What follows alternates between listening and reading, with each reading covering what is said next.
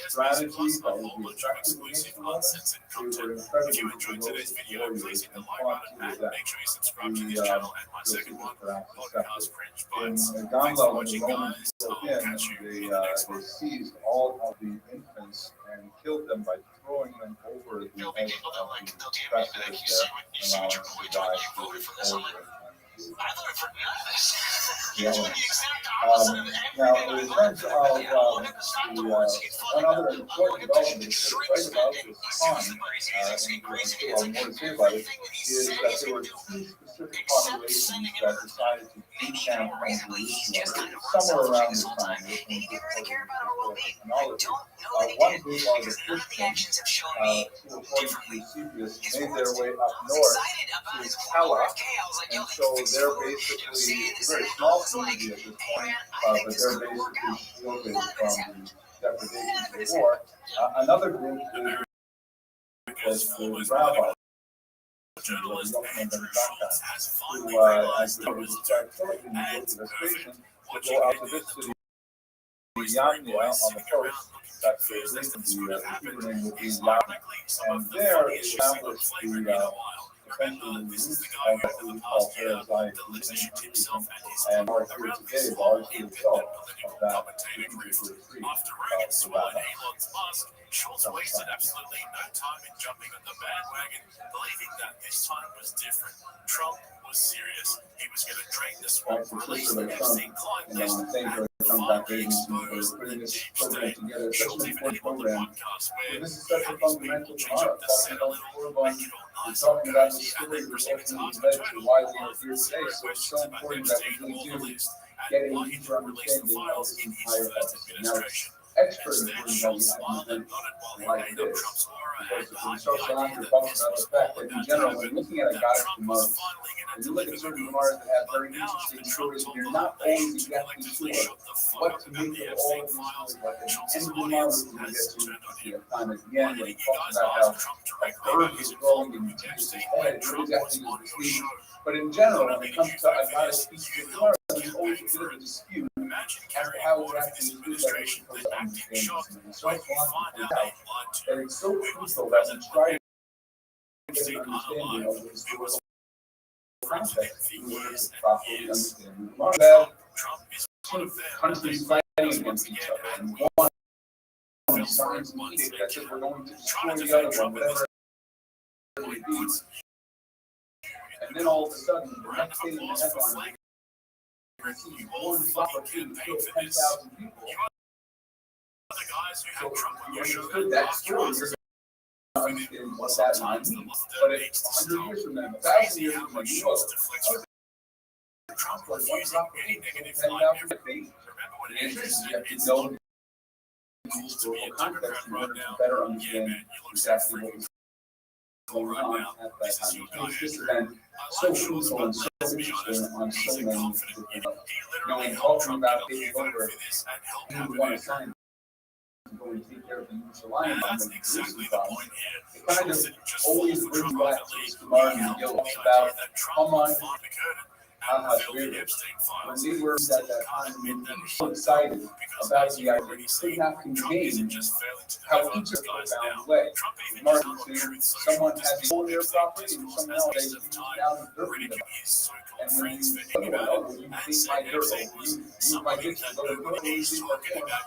that's what was happening And over so here. even when confronted Stephen with had that no reality, hesitation Schultz, to go well, ahead and let's try just to say help he still in terms doesn't of quite disclosing understand Jewish people. that So he's kind of like being what duped. Trump was Instead, saying, what not we to get from him line and his by line, crew is but pure the code. A story, the masterclass in basic story of what influence was and happening mental in this gymnastics section as of they Gemara, try to focusing justify some and lessons explain in Gemara. and I'm going to rationalize do why more, I their guess, guy who text-based helped lessons bring and their entire historical show lessons around for a lot of is reasons. now treating them Because we like have fools. amazing company over here.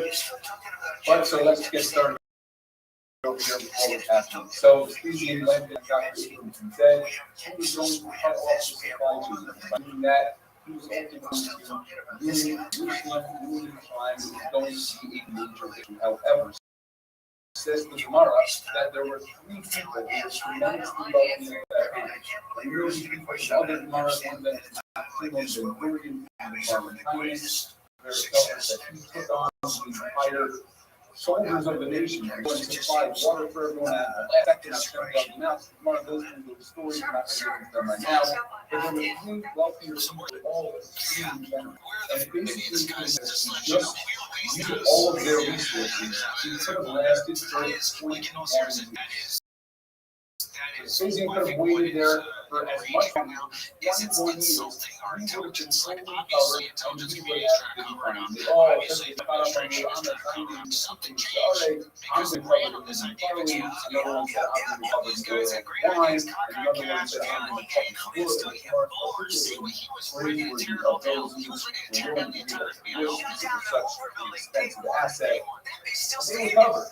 Things seemed to be going okay, despite what was happening and obviously all the tensions that were going on behind the scenes. Things seemed to be at least settled. Now you have 21 years to think about something. By then, hopefully, something will figure itself out. However, this is the only issue to the next section of the film. How the Muhammad Bar Yonis were the Barrione, Rashi says, comes from the Russian border. They just wanted to fight. They weren't thought out people. They caused big divisions. And they decided that, no, we need to fight back against this. We need to fight back against this attack. That's our own. And the Chachamim one day said, I'm going to read Rabbanon. They cannot be strong by value. The Rabbanon wanted to just go in the peace and be more diplomatic. They knew that they had 21 years to work with. So there was a lot of time to go ahead and deal with everything that was going on. But these are very have none of it. And they argued essentially. They burned down all the cities that these two governments had given, and now are stuck. Now, supply chains are tough from the outside, they have nothing from the inside, and they are in on a trouble. So the Gemara goes on to describe just how terrible this family is. So unbearable to the point where Martha Bacchus, who was a wealthy, she was the wealthiest woman, how you living, Pam?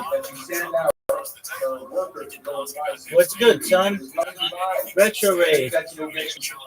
Did you fucking mortgage the house and your kids' college education yet? Oh yeah, and then some. Oh, I got so much. I got 1 million bitcoins, the largest Bitcoin holder in the world. Oh, I'm sure you did. That's what I took you as. You live in Pimp. Good, just got my setup all set up.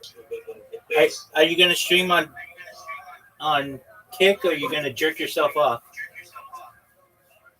Oh no, definitely. I don't have anything to gamble though, so I'm probably just gonna play like some PS2 games and stuff. Doug, why don't you play Grand Theft Auto and do some cool shit in that? I got bored of Grand Theft Auto pretty quick. All right, well, I don't give a flying fuck. The world has it. It's the #1 streaming game, and we're 9 months away from Grand Theft Auto 6. Get your shit together, and let's see you play. Sure, you didn't tell me about that. Doug, are you like sharing something right now? Because all I see is the OBS loading screen. Yeah, hold on. All right, here's what I want you. Here's what I want you. I'm gonna get all up in your shit. I want you to go on Grand Theft Auto and get into a sniper battle with somebody. A sniper battle? What even is that? It's a battle where you both have sniper rifles and you try to kill each other. Okay. That sounds like fun. You did this before, but you wore shitty clothing. You need to wear like either all black or camo. I want you to be serious about this.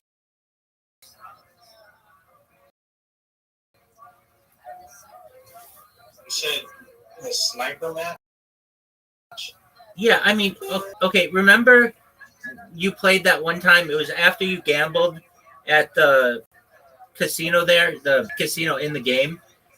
And you did sniper match against, like, well, it wasn't just snipers, but you had a sniper rifle, and you were fighting against another guy. I want you to do that, but I want you to do it and win this time. I think that was me. Dude, okay, right. Okay, well, I did see you go to the casino. I remember that, and that was you, right? There's that beautiful face. How you living, Pat? All right. So this time, well, so I want you to put on camo or something black, and then I want you to go around the tops of buildings and snipe dudes. On GTA 5 or what? On Grand Theft Auto 5, absolutely. Well, the problem is, I mean, I could download 5M, but I can't play online because I have like a cracked modded version, so it won't let me play online. Okay. But I could play online, but just by myself, or I could play 5M. Hold on. What's online by yourself mean? Like a solo invite only session. But nobody else is there? I got mods. Yeah. Okay, that sucks. I mean, it's cool, but it's whatever. Yeah. So, what's the alternative? 5M. What's 5M? It's like custom servers for GTA 5. All modded stuff like Chicago Chirac, where you sell drugs and dope and stuff, and it's all kinds of stuff like that. Team Deathmatch. There's one where you just race cars, all kinds of different shit. Oh yeah, I saw you race cars, didn't I? No. I've never installed 5M. No. Okay. Okay. So you're gonna install 5M? No, but I got God of War for the PS2. I want to play. I want my whole thing because the whole thing why my name's Retro Raid is because I actually have a kick named Retro Raid. But I had to change the username to Gambling Schools because there's too much botting stuff going around. So I had to let the heat cool down first. But basically, what I want my content to be is playing PS1, PS2, and 64 games. I want to play retro games. That's what I want my thing to be. Okay. Like the retro gaming dude. I got you.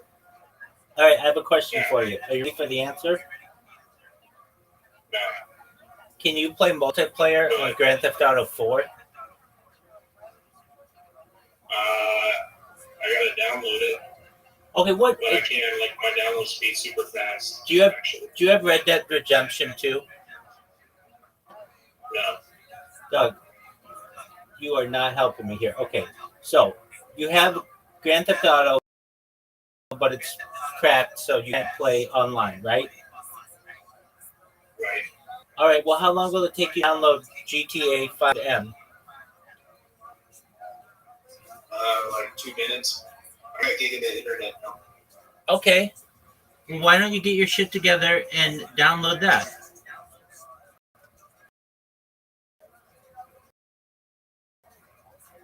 Because, bro, I don't feel like fucking playing 5 right now.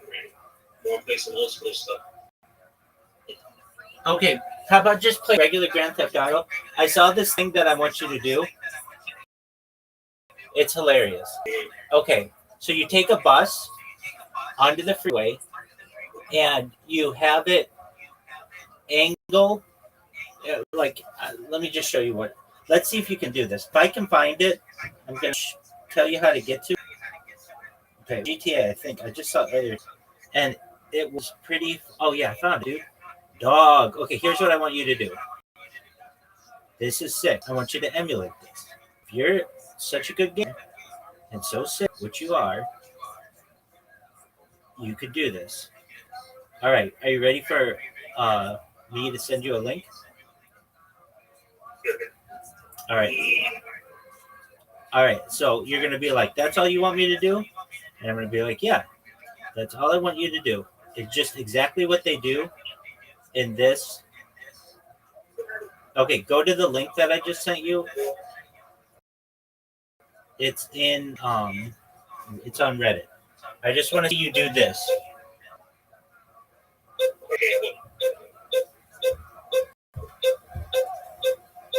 Oh my god.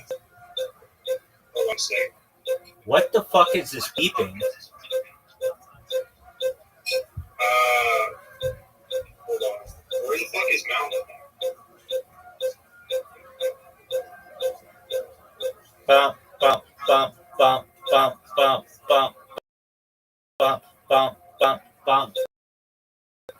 Bump, bump, bump, bump, bump, bump, bump, bump, beep, beep, beep, beep, beep, beep. Newfoundland, Santiago, Puerto Rico, Eastern Rico, Central. Yo, dog, what is this beeping? It's a PS2 emulator. Set it up. Okay, does it have to have the most annoying sound on earth? I was just setting it. Okay. I want to say works real quick. Hey, remember that I sent you a link and you didn't look at it? For what? How about you check your Discord messages and you do what's in this link? It looks tight as fuck.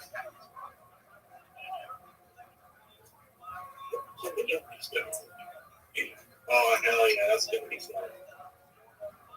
I'm excited for that. All right, let me see here. Oh, I looked at it. The state link? Yeah, you showed me that. No, you fuck. Okay, no, you fuck. GTA.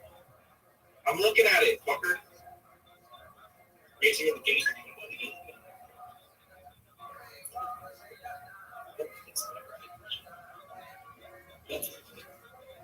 Do you see it? It's a bus.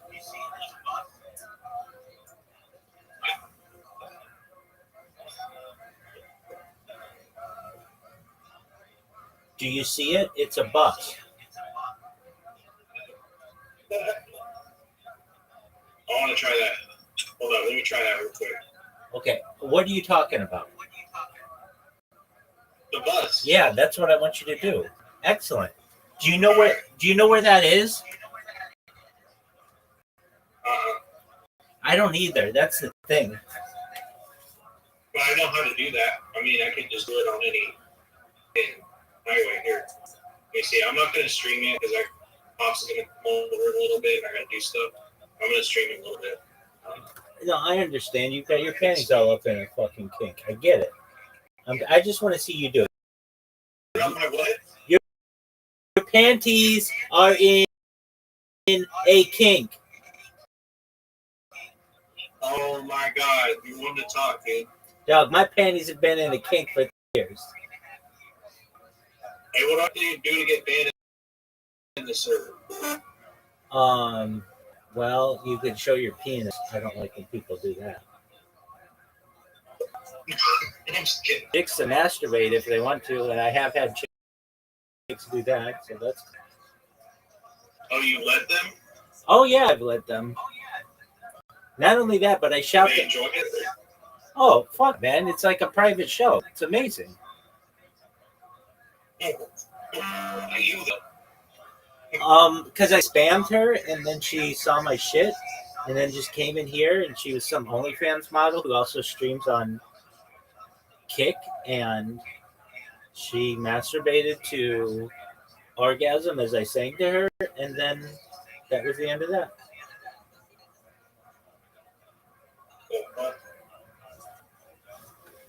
Did you reciprocate? Fuck no.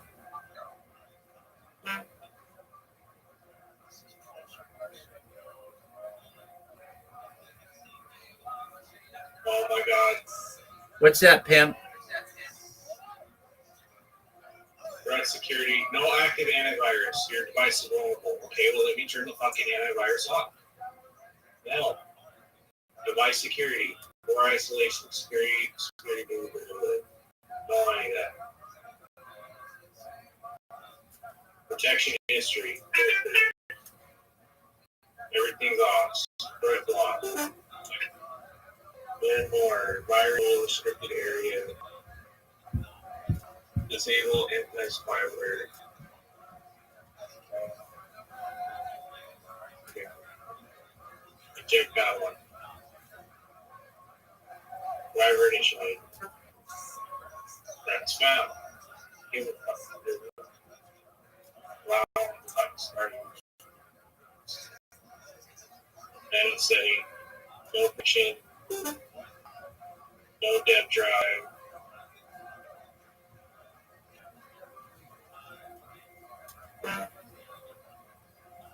Is this gonna be? Are you gonna play Grand Theft Auto, or are you just gonna troubleshoot your computer? Wow, you see my screen? I gotta get the vehicle spawner. Dude, I do see your screen. I don't see Grand Theft Auto. I've seen every Grand Theft Auto. This isn't Grand Theft Auto 1. This isn't Grand Theft Auto 2. This isn't Grand Theft Auto 3. This isn't Grand Theft Auto Vice City. This isn't Grand Theft Auto 4. This isn't Grand Theft Auto San Andreas. This isn't Grand Theft Auto 5.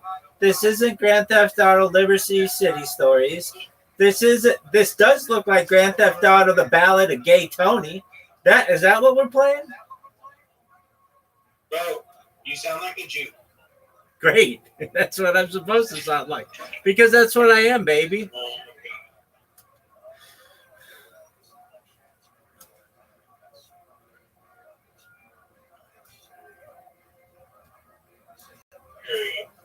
What's your favorite N64 game to play?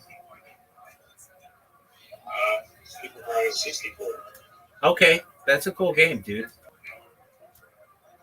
Have you ever gone for what did they call it? Time when you do it as quickly as possible runs? No, I can't do any of that shit. Ditto. I have to take my sweet ass time. Oh, really? Oh, it's in my mod menu right here. It's actually pretty good. Go to settings. Turn it all the way on. Entering online. When's the last time you gambled?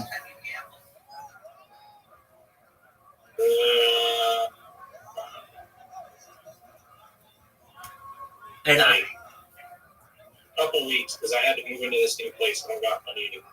Doug, it looks really nice. What, my house? Yeah. I can show you it on my phone real quick. Let me see. Bobby.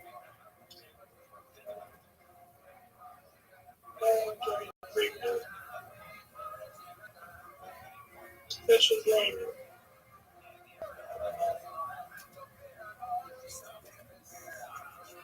Solo session.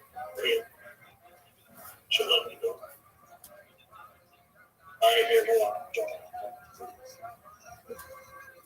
Did you know Kill Tony is tonight? Yeah, I usually don't watch that stuff.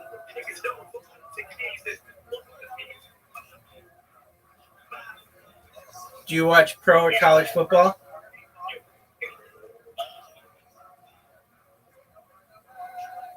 What the fuck? You just disconnected. Why did you just disconnect? Hey, see me now? Yeah. I'm on my phone. Okay.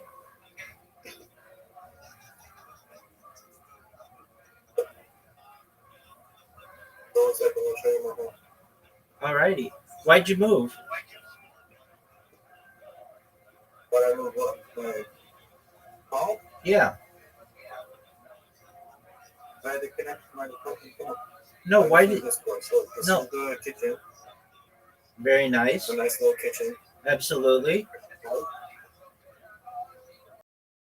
This is my setup. I just set up today.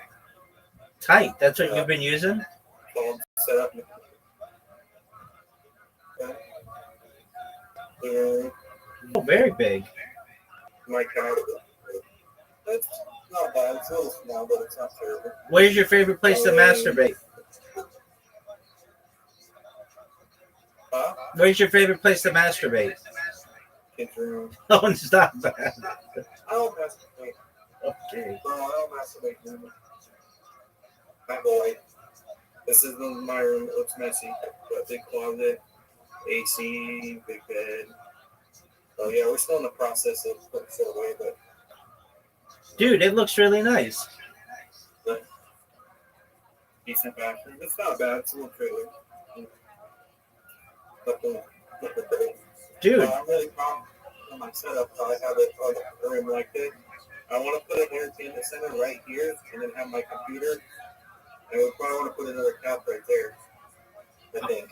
All right. That's how I want to do it. So I have my computers and then TV somewhere right here. This is our cooler. We have a small cooler, but it's no AC. But it works good. I just put like a bag of ice in the bottom, and it gets super, super cold. Like a swamp cooler? So yeah. Yeah, it's a swamp cooler. And in the front of the house, really big yard. Yeah, I'll actually just show you real quick. This fence on this side, we have a privacy fence that our neighbor did, like a while ago. Oh, very nice. The full fence of this is. It's a pretty big yard. Definitely big. Nice. Got a little street lamp right there. It looks perfect, dude. Did you go from an apartment? Yeah, no, I'm happy about it. Absolutely. Did you go from an apartment to a mobile home? On my in-law. This is way better than living in a little room. Oh, yeah, definitely. What the outside looks like. So, outside. It's beautiful. Our neighborhood but right behind us is a trap house and an alleyway. Our neighbors over here have a bunch of crap in it. Looks like shit. But it is what it is. Dude, have you... I live in a white trash part of town. Have you... Complain about it. Dude, I like staple phone, so that's amazing. It's yours. There, you should be very proud. It's very nice, dude. You're doing better than 90% of Americans.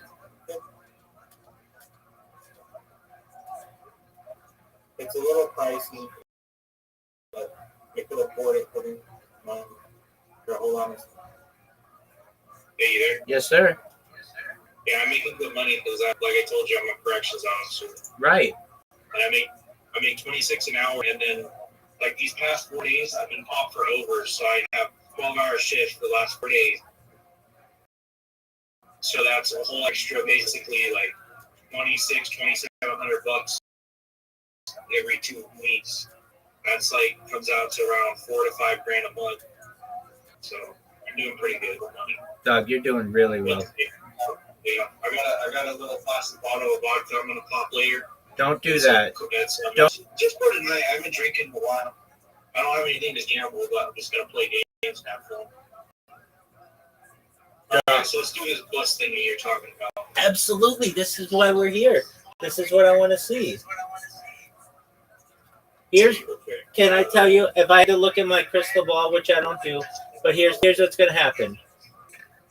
You're not going to be able to do it, and you're going to make up all kinds of excuses why you can't. Yeah, what? Get this bus thing to work. Oh, yeah, no, I'll be able to. Let's see. I forget how to get the fuck out of here. You have to go down or something. Hate this shit. Exit. So you go here and you can get to exit. It's not the fucking exit. Here, we'll just do this. Put on the $1 million something.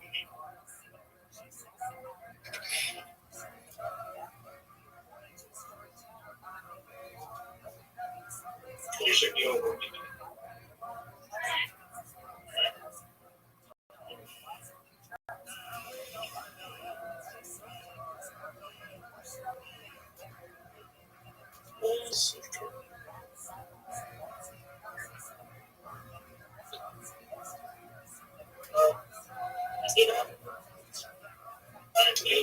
I could just literally, I like the spawn menu. You could spawn it anywhere where you put your waypoint. Like, it's fine on highway. That's tight as fuck.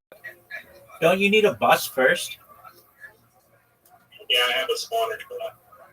Oh, tight. Okay. Can you spawn any? Can you spawn any? Can you spawn any vehicle you want? Yeah, anything. Even a plane? Yeah. That's tight. All kinds of shit. How about a submarine? Yes, anything. Like right. Okay, let me find where's it going.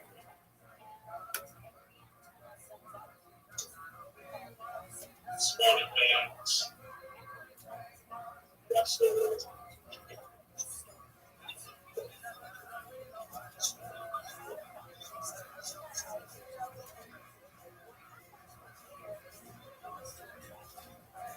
okay, let's see. We're gonna find somewhere there's a garden.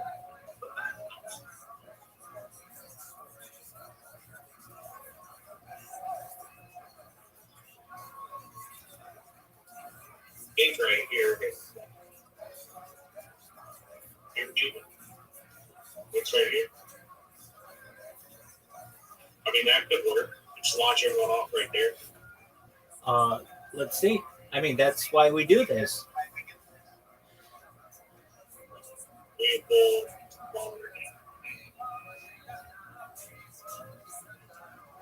Yeah, everything. You just want to fuck the tree.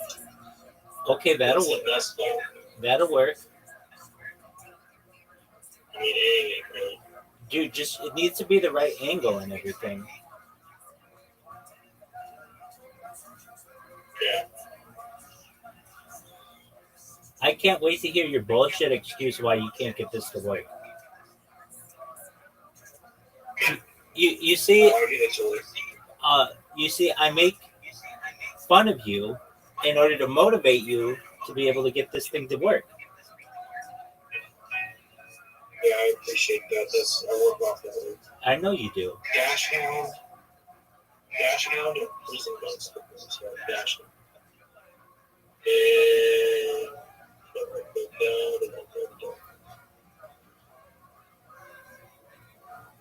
I passed by it.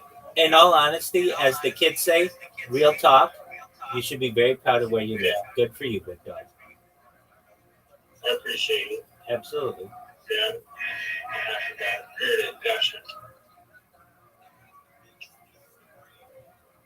Okay. Oh, like Greyhound. Yeah. Yeah, that's not going to work. Oh, wait. Yeah, well. No, it won't. It has to be a place without a guardrail. Yeah, right there. Watch. Okay. Now what I'm going to do is shoot a gun. And then they're all going to go crazy. Yo, what's up? How are you? Watch. What's up? What's up, P Model? You a good teammate? Hey, P Model, how'd you find out about me? How'd you find out about me? How'd you find out about me?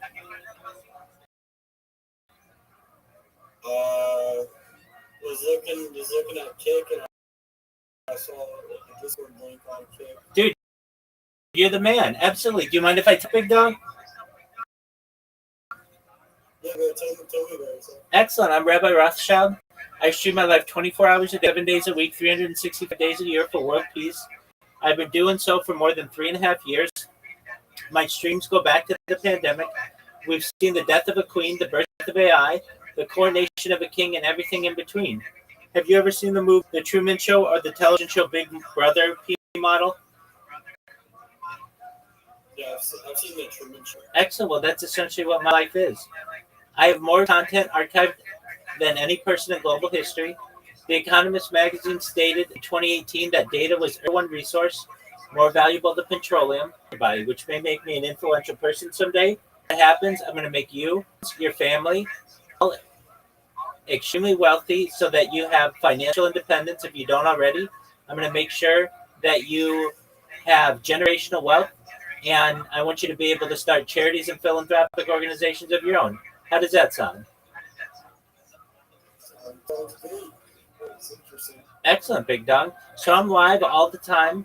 I talk about things to help the world, like ending world hunger through the use of technology, such as agricultural drones, floating greenhouses, saltwater greenhouses, hydroponics, vertical farming, cloud seeding. I talk about ending world thirst. I'm sponsored by a cryptocurrency that's worth about $100 million. And one of the things that we do is we build wells in developing nations like Nigeria to help the less fortunate. I am someone who's an advocate for the Lifestyle program, but most importantly, desalination technology, where we pump Earth's seawater onto land to make it drinkable. How do those things sound to you, P Model? Excellent. I talk about other things to help the world, things like futurology. All right. What did I tell you? Retrograde. Next time you come back, yeah, and I want to see you actually succeed at this, because all I did was see you take a big L. Take care, man. Peace. I talk about futurology topics, things like anti-gravity, antimatter, faster than light travel, faster than light communication, invisibility cloaks. I talk about Santa Claus machines. I talk about things like quantum computing, space tourism, space elevators, terraforming of other planets, intergalactic travel. I talk about de-extinction. People don't know this, but the first successful de-extinction took place in the year the Pyrenean ibex, which was located in northern Spain. So fast forward to the year 21, a company out of Dallas, Texas, founded known as Colossal Bioscientific. They've made it their goal that within the next 3 years, or by the year 2028, to reintroduce the woolly mammoth into the Arctic Circle utilizing Asian elephant surrogates, which I just think is a mind-blowing goal. And I'll be proud to be able to archive it if possible. I am someone who thinks it's amazing what they've done with their advancements with the direwolf. If you didn't know, they've created 3 direwolves. Joe Rogan has met these direwolves. Following the reintroduction of the woolly mammoth. They want to reintroduce the Tasmanian tiger, followed by the dodo bird, which I think will just be really exciting to witness. I talk about other things P model to help you, specifically help your friends and family. This is all with your consent, but things like life extension technology. When you were born, P model, the average expectancy for you or someone like you is probably about age 80 years old.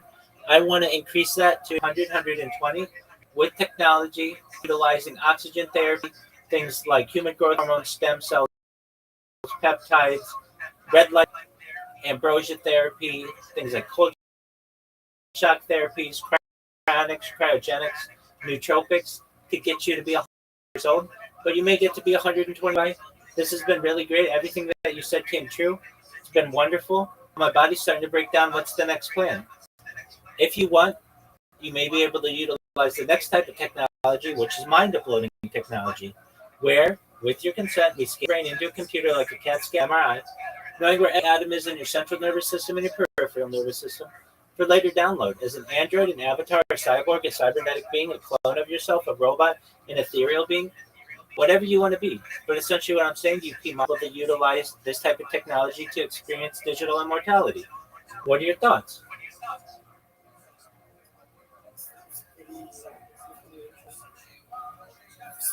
The idea. Absolutely. So, with that said, you should know more than any of the stuff that I talk about. I'm here to be a positive person in your life. I'm here to have an optimistic view on the future and just really here to hope. So if there's ever anything that you ever need or you ever need to speak with anybody, I'm here to help you, okay? Excellent. I think the re-extinction thing is pretty interesting. Absolutely. Yeah, so where were you reading about it? I got a few videos on my feed. Word, dog. All right, so it's de-extinction.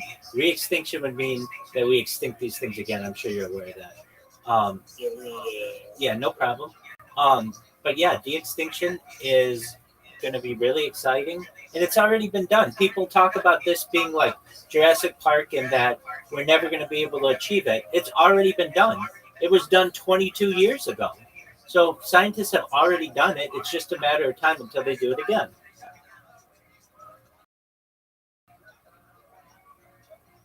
So that's very exciting. If I may ask, whose stream were you watching? Did you see me spam or did you see a clip? I saw a clip. Oh, tight. Okay, are you a streamer or are you just a viewer? Just a viewer. Oh, tight. So you went to somebody's stream and you looked at their clips, and then I had a clip in there and you were like, what is this? Yeah. Tight. Very cool. Well, in addition to live streaming my life in Discord, I'm live on 22 different YouTube streams. If you look in the upper left corner of this Discord, you'll see a red circle and it says 24/7 YouTube streams.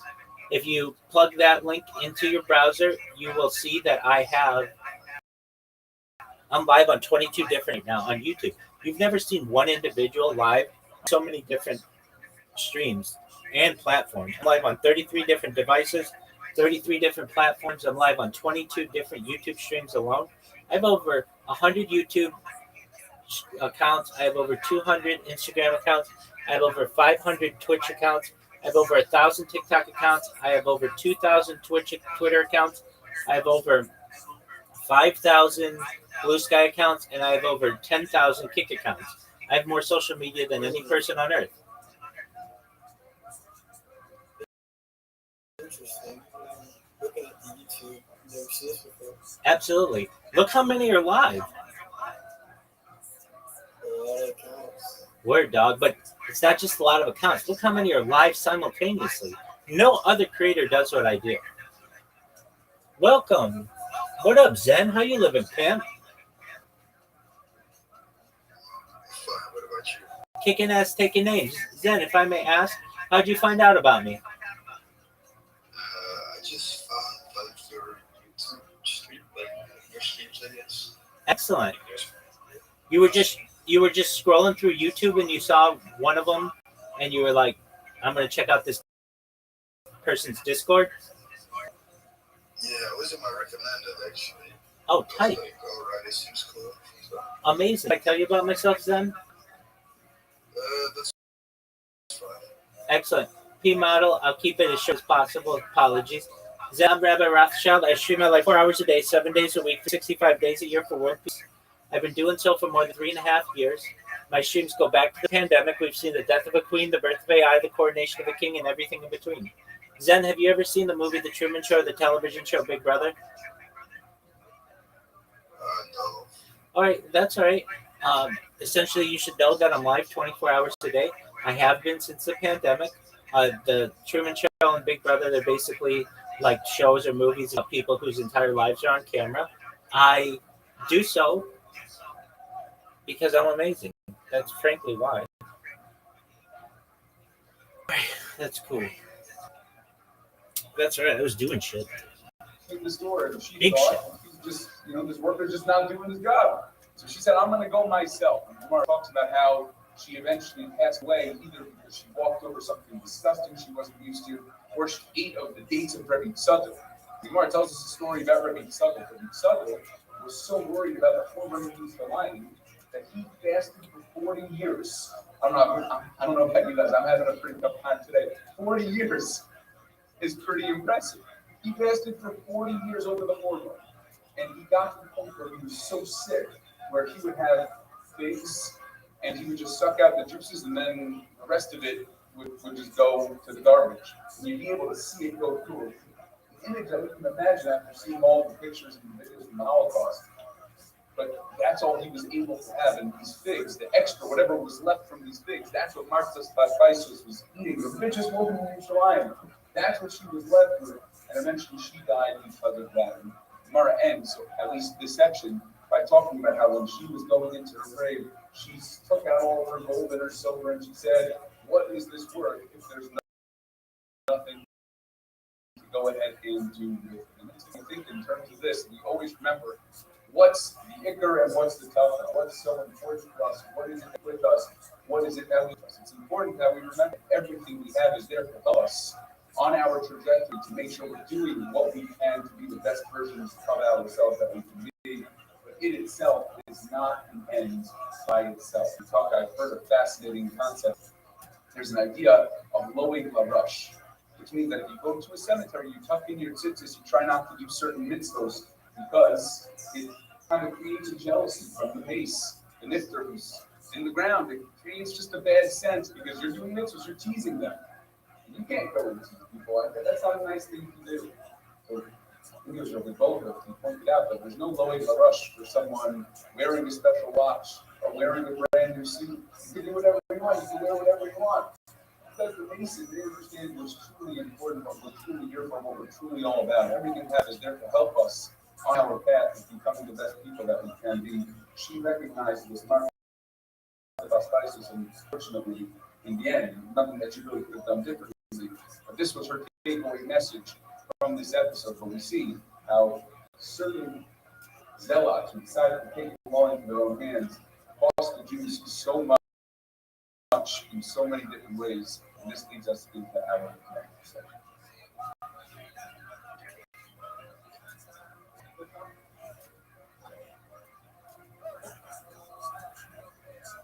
So this is one of the natural rights. So I don't know. Actually, nobody on Zoom currently has any questions. And, I think they can hear us. Anyone in the room have any questions?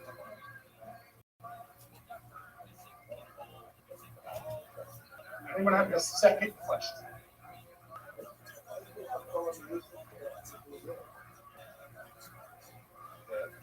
The question that to be asked was, why did the rabbis listen to that Rav about the fire of the place? That was the question. It's a very good question. You have to also just pull up competing forces for that conversation, that dialogue. There was the paragraph ritual, potentially also a minute, just this version. There are the rabbis, and there's the message. And there's multiple forces all at once. On my desk. Now they're saying nothing happened, so one or two things in my mind is possible. One, you're covering up. Or two, nothing really happened, and you exploited the room of thousands to the children to get your man elected. So which one do you want here? Does that one to me sounds just as bad, if not worse? This is where things get even funnier because instead of sitting there in Pennsylvania and accepting what has just happened, that Trump has lulled them off, that the Epstein list is never coming, that this entire narrative they've wrapped themselves in has imploded. Schultz and the flagrant crew immediately started performing the exact routine we've seen from the podcaster ecosystem over and over again. When they get caught with their pants down and their dicks in their hands, they don't admit fault. They don't acknowledge that they hyped all of this. They don't sit in the reality that they were doomed. Instead, they pull out mental gymnastics because the best move in this situation is to continue to act like you're smarter and more independent than your average viewer. So what do? They start asking the questions that they should have asked years ago. Maybe there's a cover. Maybe there's some dark national security reason why Trump had to walk this back. Maybe it's all a 4D chess move and they just don't have the words to understand it yet. Anything to avoid admitting that Trump simply used them and the Epstein list was never going to get released. So what is covering it up mean? Either there is an intelligence operation that's happening within the United States that is aiding and abetting the exploitation of children. Cyber or taxpayer dollars, and sometimes CIA will act on it. So we're now complicit in this thing, but it's for the greater good of America, which we kind of really want. Or Trump is implicated in some direct way because obviously he knew Jeffrey Epstein from back in the day, or both of those things. So let's talk about these two scenarios. So, but let's say it is an intelligence operation, like you just said, that our taxpayer dollars are going towards an abuse. The question was just on the conversation. The conversation said that cash, Trump, and the administration, and basically go, what do you want to do, guys? You want to tell the entire country that the CIA, potentially the FBI, Yes, ma'am. are doing this, and we're getting this is how we are. Did you nap? Woke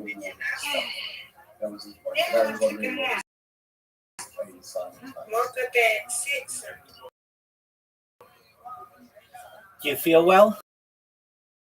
We didn't take no, it. that's what he said. This is why it was that entire I've just been entertaining people. You know how I am. Keeping the people happy, putting asses in the seats. You like keeping the people happy? I do my best to. You probably sleep right on. So the word used is Yeah, definitely. As humility to be used in a positive context. In this case, the context is not supposed to be so positive. It's actually seen as a lack of action. Dr. Abrams was saying, Yeah. sometimes Yes, ma'am. not to be humble. Sometimes I have one friend, he played Grand Theft Auto, and we have some other new friends come and join us, so that's cool. And that's what humility is not for. So it's actually not every leader has learned his way on the spectrum, and that's not the place to listen to these villages. I don't think it depends. There was one question online, and actually a very fundamental question. What were content or content finding that?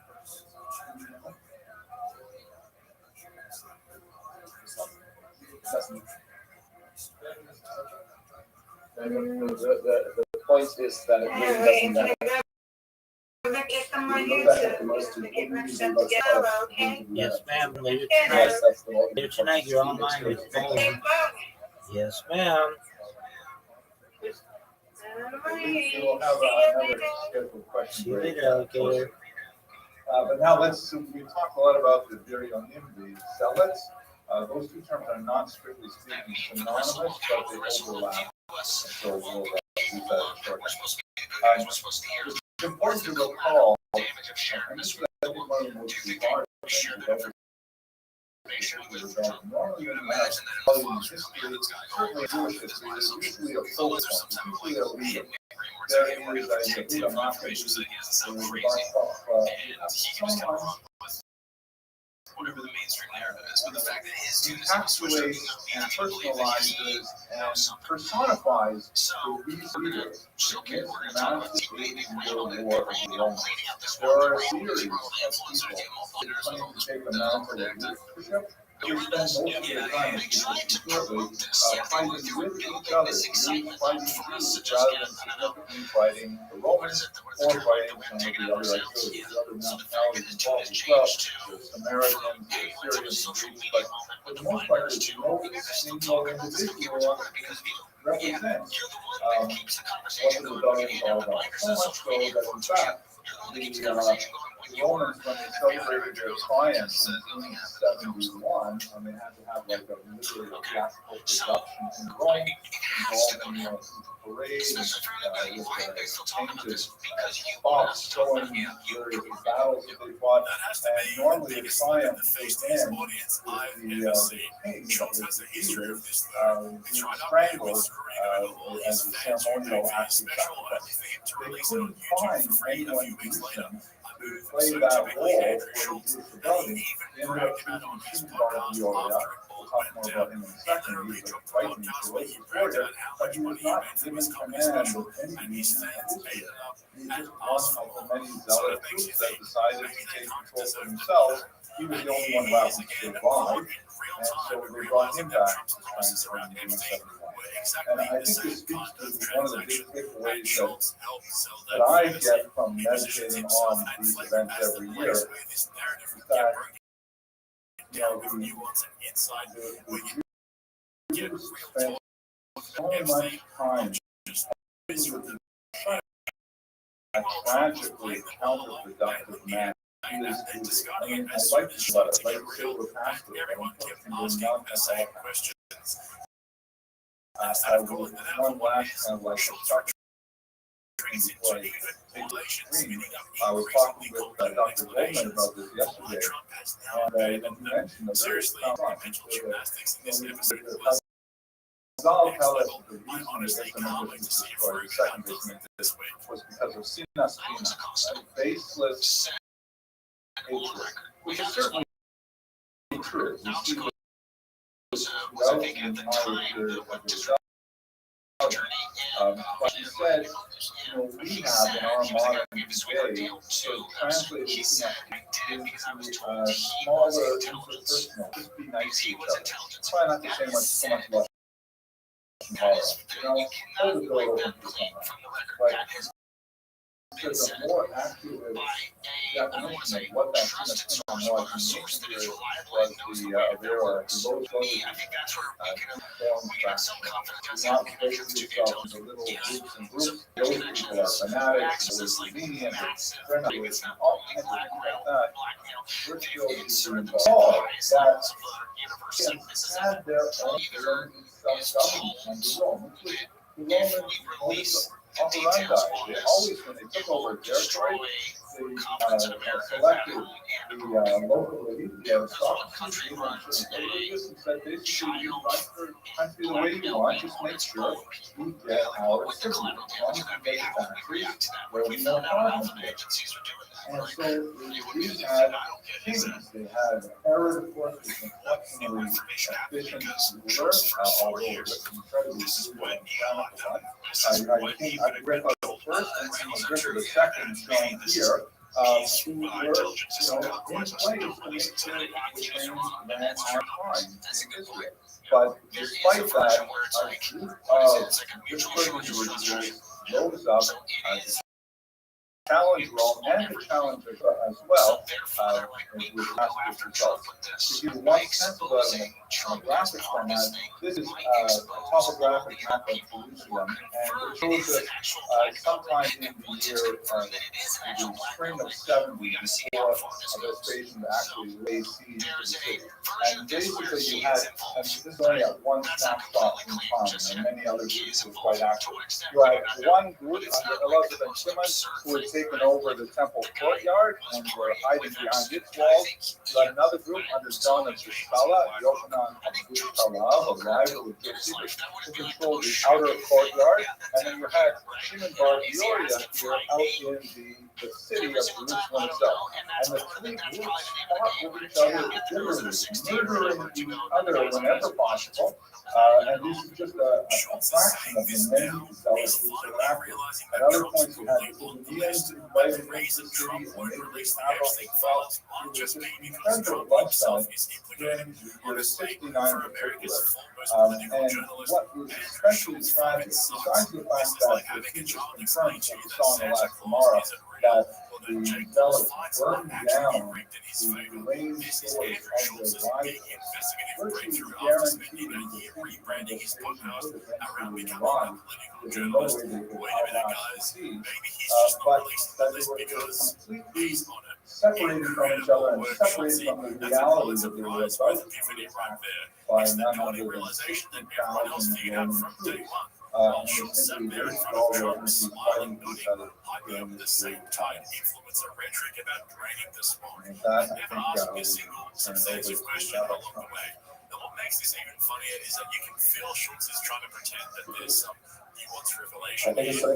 He presents it as if it's this edgy, uncomfortable truth, like he's the brave one for finally suggesting it out loud, even though people have been saying this from the beginning, and he just laughed it off and called them names. But here's the best part. Even as Schultz starts to say the line out loud, he can't let it end there, because admitting that Trump could remain admitting that Flagrant's entire rebrand was built on nothing.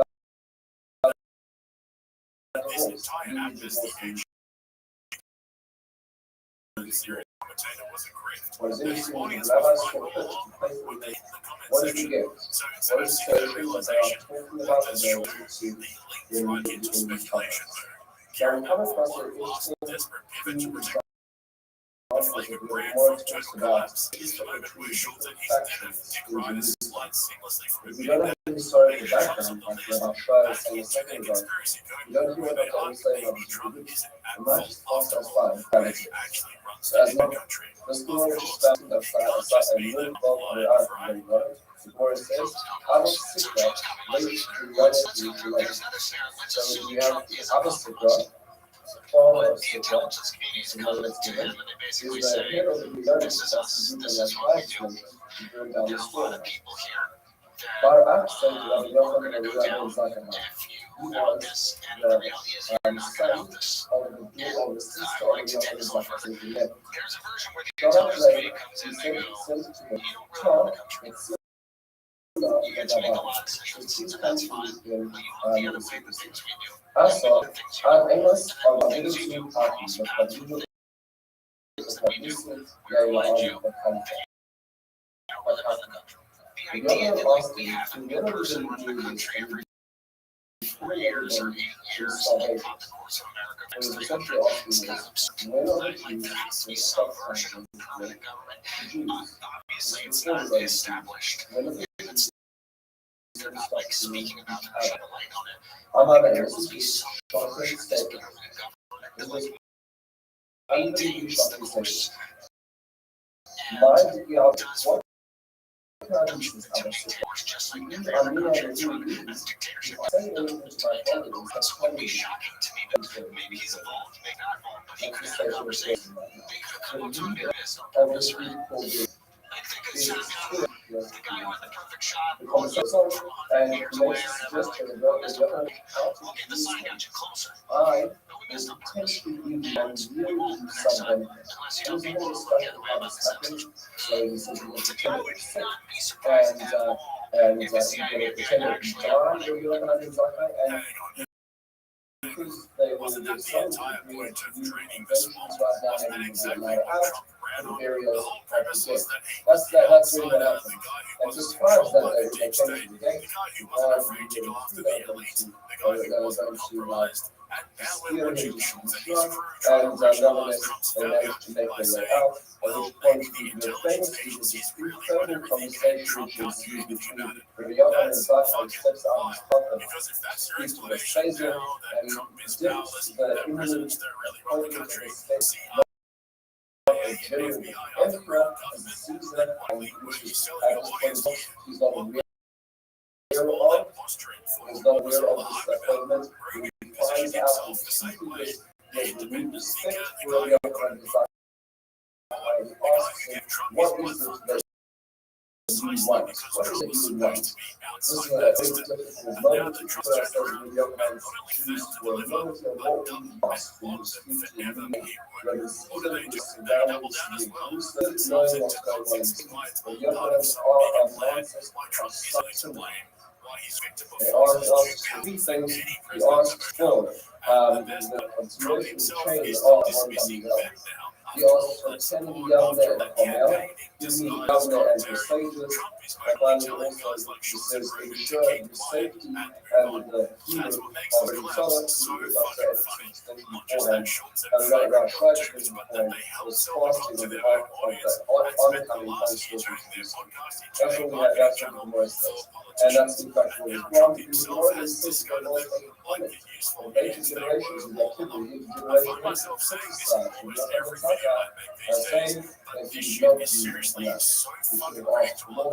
And in turn, the other Rothschild's response was, at the very end of his Rothschild, equally high and only by for money. If you ask for too much, if you lost everything, and you will gain also don't forget to hit the link in the description to my Patreon where you'll find all my uncensored long-form content. That's what we're talking about this situation. We have to ask ourselves again, we're trying to understand what we're doing. Factions, what is the Lord trying to tell us about this study? Most of the one thing I would say that y'all will be considered in 2 months of plans and things like that. I think there's an element of satire which is usually yes. There's a description of the times, there's a satire as to something is important, that you don't quite like. A few things to notice about one. First of all, who is our Sikha? Who is this person Sakira? Who is he? So we don't actually know the person about their history. So we do know that sounds very similar to one of the factors about that civilization as well, and we talk about as well, which is the Sikha. Yo, dog. How are you?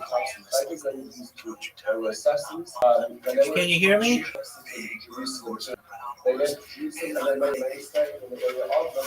Hello.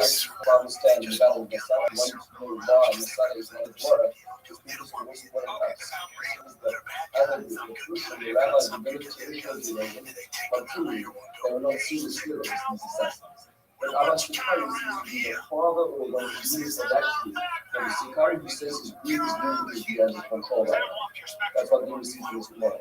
Another thing over here you see, which is really about the true complexity of these tragedies. And that is the relationship to truth is the facts. You know, so the other and other society the figure there is on family. This is an and that's how the real life works. You reverse back 200 years times by a factor of 9. And you really reverse it in your essence. It's one of the great things, one of the students for the whole years of the generation. This is what you want to recognize who's things that others used to be done. Just understand the complexity. It's a very possibility. That's Yo! Notice one thing in this video. What's going on, 1 mile 0? Yo, look at this. It's a party. Yo, can you hear me? What up, Poker? No. Poker, can you hear me? How's How's your day going, Poker? Excellent. How did you find out about me?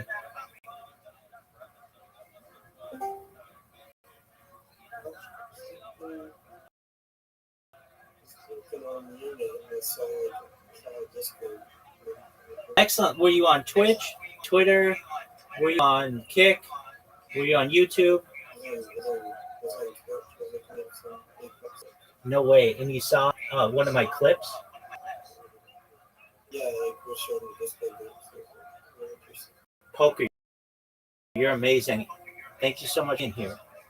Do you mind if I tell you about myself? Excellent. Before we do that, 1 mile 0, how did you find out about me?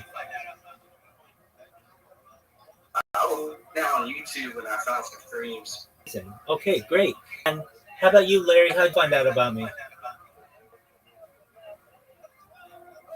All right, Larry's just doing their thing. All right, well, thank you for being here. I'm Rabbi Rothschild. I stream my life 24 hours a day, 7 days a week, 365 days a year for world peace. I've been doing so for more than 3.5 years. My streams go back to the pandemic. We've seen the death of a queen, the birth of AI, the coronation of a king, and everything in between. If you've ever seen the movie The Truman Show or the television show Big Brother, That's essentially what I do. In 2018, The Economist magazine stated that data was Earth's #1 resource, and I have more data archived on the internet than anyone, which may make me an influential person someday. And if that happens, 1Mile and Larry and Polker, I'm going to make you all rich. I'm going to make sure that you have enough money to have generational wealth if you don't already. And I want you to be able to start charities and philanthropic organizations of your own. How does that sound? Excellent. Sounds amazing, dude. That's big. Excellent. Well, it is amazing. I talk about other things to help the world, like ending world hunger through the use of technology, such as agricultural drones, floating greenhouses, saltwater greenhouses, things like hydroponics, vertical farming, cloud seeding. I talk about things to end world hunger. I'm sponsored by a cryptocurrency that's worth about $100 million. And one of the things that we do is we build wells in developing nations like Nigeria to help the less fortunate. I'm also an advocate for the Lifestar program, and most importantly, desalination technology, where we pump Earth's seawater onto land to make it drinkable. How do those ideas sound to you guys?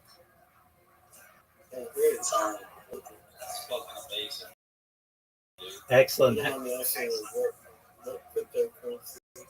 It's yeah, absolutely. It's called Harry Potter Obama Sonic 10 Inu. That's its logo. I talk about other things to help the world, futurology topics. I'm really fascinated by the future. Things like anti-gravity, antimatter, faster than light, travel faster than light, quantum computers, space elevators, space tourism, terraforming of other planets. Things like cryptocurrency, of course, and Santa Claus machines, invisibility cloaks, things like perhaps even de-extinction. People don't know this, but the first successful de-extinction took place in the year 2003 with pioneering ibex, which was a goat located in northern Spain, southern France. Fast forward to 2021, a company out of Dallas was founded, known as Colossal, within the next 3 years to reintroduce woolly mammoth into the Arctic, so utilizing Asian elephant surrogates, which I just think is really exciting. Following the reintroduction of the woolly mammoth, they want to reintroduce the Tasmanian tiger, followed by the dodo bird. So that's something that I'd like to continue to track. They recently made headlines, this company, with their development of 3 direwolves. Joe Rogan has met them. I talk about other things to help you personally, help your friends and family. When you all were born, the average life expectancy for you was about age 80. I want to help that with life extension technology if you want. This is all with your consent. But I want to help you be able to resource things like peptides, human growth hormone, stem cells, oxygen therapy, red light therapy, things like human growth hormone, cryonics, cryogenics, cold shock therapies, things like perhaps ambrosia therapy, nootropics. But eventually you may be able to get to age 100, 120, and you may say, it's been a really great run, but my body's starting to break down. What's the next plan? And again, this is with your consent. If you don't want this, you don't have to have it. I just want you to have the best in life if you want it. That would be the opportunity at some mind uploading technology, just for you, but for your family. This is where we scan your brain into a computer with your consent, like a CAT scan or an MRI, knowing where every atom is in your central nervous system and your peripheral nervous system, for later download as an android, an avatar, a cyborg, a cybernetic being, a clone of yourself, a robot, an ethereal being, whatever you want to be. But essentially what I'm saying to you guys is that you may have an opportunity at digital immortality. What are your thoughts? Where do you get your funding for all this? Well, I'm a certified project management professional. So I've launched apps in the App Store and Google Play, which has allowed me some financial independence. And I've had major contracts with Fortune 100 companies, which has allowed me some financial independence. And then, as I previously stated, I have some sponsorships. And then additionally, if I ever need to, I can freelance projects for people. So that allows me to have a small budget and live within my means, but it allows me to stream my life 24/7. And I'm not just live on one stream. Right now, concurrently, simultaneously, I'm live on 22 different YouTube streams. I'm live on 22 different YouTube streams, on 33 different devices, on about 33 different platforms. So you can watch my life in 360 degrees. I even have a ceiling camera. It's pretty baller. I talk about. I appreciate it. Oh, that one. I watch Jewish history lectures, so it's just going there.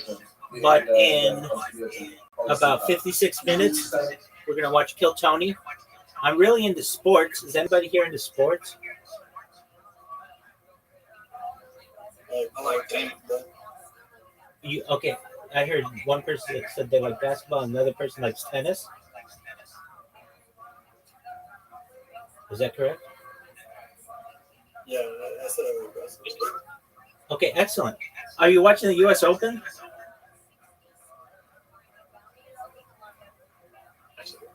Hey, you know any golf tournaments? Yeah, no, like golf. Like the tennis tournament or the golf? Yeah, well, the U.S. Tennis tournament is taking place in New York, technically Flushing, Queens, and it's I believe the finals are this weekend. But I'm really into golf tournaments as well. I love the Masters, of course. Big fan of the PJ Championship. What's your opinion on them? What's your opinion on the Masters and then not letting anybody play unless you're like a super rich kid, like rich dude? Like they don't really let super important people to play there. Well, I mean, that's the country club and that's the mentality. But they let amateurs play there. If you're a very good golfer, you can play there. Yeah, but you have to qualify to get in, and that's like hella hard. But they really super wealthy people, like presidents and like higher ups. You know what I mean? Yeah, most certainly CEOs of organizations. I can tell you that for the majority of my life, it's been male only. But they opened that up within the last decade or so, so that people like Condoleezza Rice have been able to be members there. So perhaps one day they have. Do you think they should have left it like men's only, or what do you think? It's like it's kind of like it was like for the longest of time. It was men's only. It was men's only for almost 100 years until about 10 years ago or so when they started to allow women to be able to be members. Condoleezza Rice is one of them. So I think. I don't fuck with that. Well, that's fine. There are all male clubs in the United States. They get a lot of flack for it. There's Butler. Butler is all male. So if you are interested in all male clubs, they have those as well. Hey, we have a friend here. What's up, Jason? Jason, how you living, pimp? Can you hear me, big? That's all right. Jason's just doing their thing. If I may ask, Hey, can you talk more? Can you talk more on that Santa Claus machine you were talking about? word dog. It's one of my favorite topics. So it's basically been known in science fiction as a replicator, but it's essentially a 3D printer that instead of using plastic to be able to create a mold, it can use any element in the periodic table. So you can create a dog, a car, a computer, a human. It's just like a 3D printer, how it has a program that allows it to be able to put the plastic in the right position. A Santa Claus machine, aka a replicator, can do the same, but with anything. And then that would allow you to create any kind of food that you want, any kind of mineral that you want. Basically, you'd be able to create any jewelry or any kind of human. You'd be able to clone people if you're using this type of machine.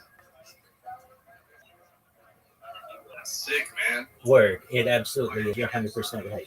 So this was first hypothesized in writing. Probably people have always wanted something like this, but the first time it was really codified in writing in science fiction novels of the 1970s. And, very soon we have the 3D printer that has revolutionized society, and the 3D printer will eventually move into something like a Santa Claus machine, a replicator. So eventually 3D printers will be able to perhaps use other types of elements instead of just plastic, or resources instead of just plastic. Maybe perhaps we may have metal, but then eventually we're going to have 3D printers that can utilize anything and create anything that you want. It is a very fascinating subject. It's exciting. That's an excellent question. That's awesome. Word, dog. So, go ahead. Well, so a lot of people, when I talk about some of this stuff, they're like, well, Rabbi, but that's going to be so far into the future, I'm going to be dead. And you think that, but just think about somebody who, in 1900, there were no planes. The first plane was 1903 with the Wright brothers, okay? And within 100 years, if they lived 100 years, they would have not only seen the first plane, the Wright Flyer, but they would eventually been able to see biplanes, and then the jet, and then eventually even things like stealth bombers. And they, looking back on their life, they'd be like, wow, we went from not being able to fly at all using the plane to now we have stealth fighters. So that's like one human life. So when we talk about things like, let's say, mind uploading technology, because I get a lot of people who say, Rabbi, mind uploading technology, that just sounds like something from Star Trek or something. And that's fine, and you can think that. But what you may not already recognize is that scientists are already successfully being able to transfer memories from one into another. So how do they do this? Essentially, they have a mouse that completes a series of puzzles, or like a maze. And then they're able to the cell arrangement of those memories from one mouse and implant it into another mouse, so that another mouse who's never seen the maze is able to complete the maze the first time without any issue. And it isn't guided by the sense of self. Oh, it's a brand new maze. Everything is new about it. There's no cheese at the end. Nothing like that. So we know that these memories are able to be transferable. Now, other things people say to me, like that if I would have said to somebody 10 years ago, hey, did you know that brain-computer interfaces are going to be successful and become a commercially viable product? They would have said that's absolutely bonkers. That's not real. But here we have Nolan Aspro, the first successful brain-computer interface patient, someone who has Neuralink implanted in them. They're a quadriplegic man. They lost their ability to use their arms and legs in a diving accident. And they were basically living an unfulfilled life until they volunteered to be the first Neuralink patient. This is where they have a brain-computer interface implanted into their skull to the point where they are able to move a mouse with their eyes, or I shouldn't say their eyes, with their brain, faster than with our eyes and hands. Not only that, they're able to play video games than people who just use hand-eye coordination. To the point where, and this is straight from Nolan Aspro, when they have video game tournaments in the future, you'll have to have two different sections. You'll need to have the people who are basically like organic, and then the people who have brain-computer interfaces, because the people with brain-computer interfaces, it's like they have auto-aimers, and they just are much better at video games than an average human is. These are fascinating things, and this has all happened within the last 5 years. Now, if you're like, well, Rabbi, I don't want anything implanted in my head, I would say to you, I'm in agreement. I don't want that either. So what's the alternative? They've already developed this as well. Other companies, in fact, Snapchat, the people who own Snapchat, have purchased a company that has developed a cap, like a swim cap that you would wear when you go swimming, that essentially is able to read your brain waves and is able to utilize a brain-computer interface, but wirelessly. It's called an ECI, and it's the exact abbreviation. In fact, we're going to find out what it is, because I don't want to spread pseudoscience here. So just for a moment, whenever I have any kind of question, I go to ChatGPT. I've been using ChatGPT since the day it launched, November 30th too. In fact, I was an early adopter of ChatGPT. I've seen ChatGPT 1, 2, 3, 3.5, 4, now 5. I've been able to record them all, so we've been able to see their development. Here we go. Yo, what's the ECI stand for like a brain computer interface cap? It's a long word.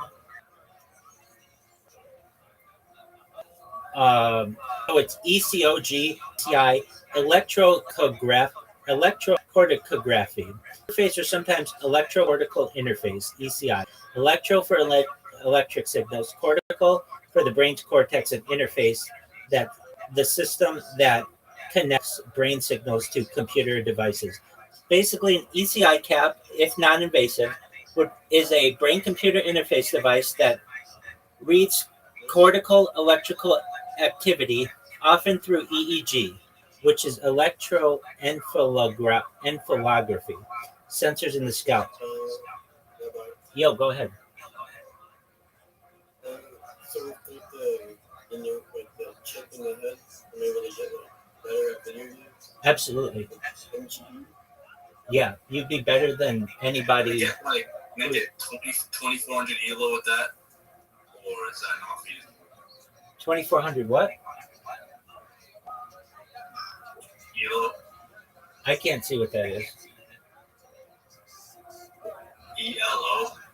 Like get better at video games? Yeah, absolutely. Yeah, are you showing me something? Does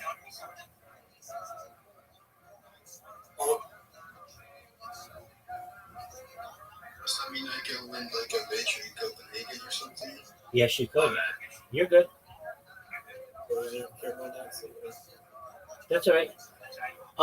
But yeah, so basically you'd be able to win video game tournaments and beat all your friends. And you wouldn't need this to be drilled into your skull. It could just be done through wearing a cap.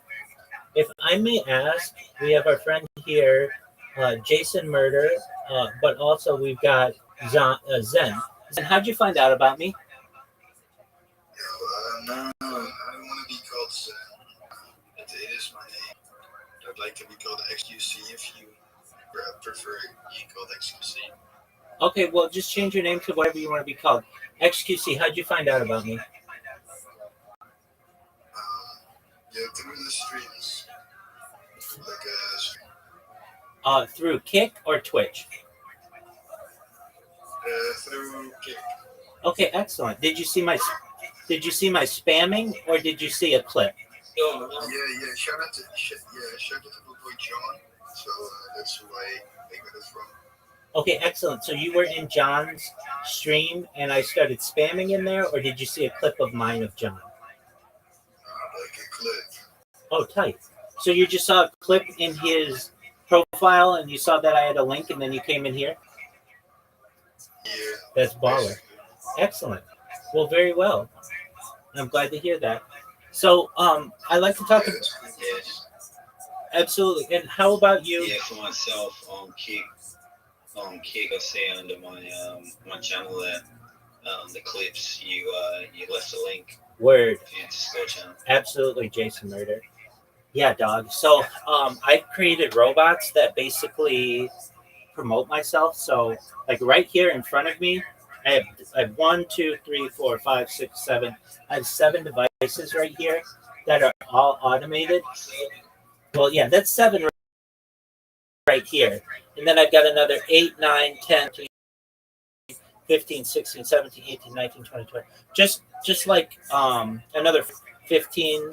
16, 17. We got like another 17 right here. And then the one behind me, 18. And then I've got like ceiling cameras. Like overall, it turns out to be about 33 different devices. And a lot of them, I build. So solar power, the sun. What about like during like a night? Yeah, so there's a battery basically. It's efficient enough that at the end of the year, there's a rebate check that Southern California Edison sends out. Oh, that's sick, dude. Yeah. Absolutely.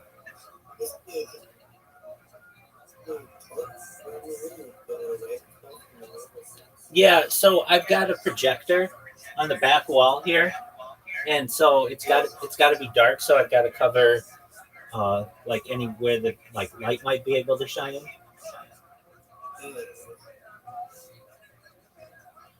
So I love future technology. Anybody else have questions about future technology or any other future technology? What do you think about what happened in 2001? Specifically?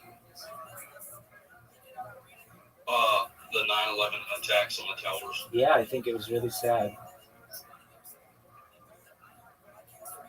What do you think was behind it? I know who was behind it.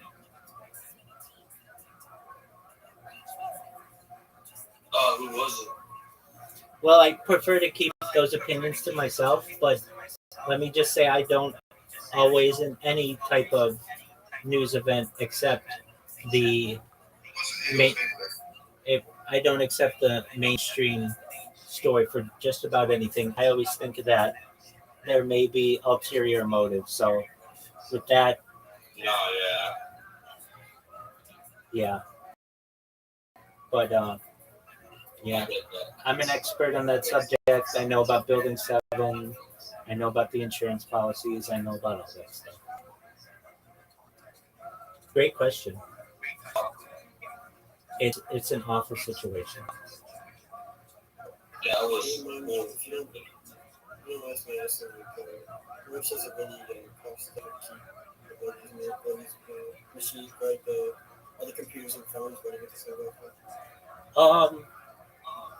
Well, it's several $100s a month, but again, that gets negated by the solar.